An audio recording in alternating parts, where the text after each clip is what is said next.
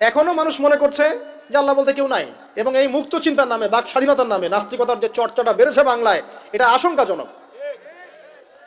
বড় বড় বিশ্ববিদ্যালয় থেকে পড়ে আসছে, অনেক সময় দেখলাম বড় বিশ্ববিদ্যালয়ের প্রফেসর, সে বলছে যে মহাবিশ্ব বিগ ব্যাং দিয়ে সৃষ্টি হয়েছে, সৃষ্টিকর্তা নাই এখানে কোনো। তো মুসলিম বিজ্ঞানীর একটা কথা বলতেন যে মানুষ বিজ্ঞান সম্পর্কে অল্প জানলে নাস্তিক হয়ে যায়, আর অনেক গভীর জ্ঞান অর্জন করলে আল্লাহর কাছে আত্মসমর্পণ করে।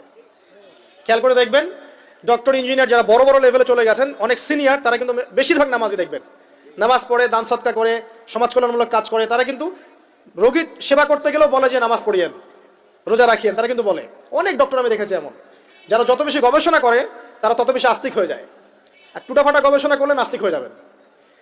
কত প্রশ্ন, ইসলামের এটা কেন, ওইটা কেন, ইসলামে বহুবিবাহ কেন, হ্যাঁ ইসলামে কি পর্দার বিধান কেন, তারপর ইসলামে এত রেস্ট্রিকশনস, এত বাইন্ডিংস কেন,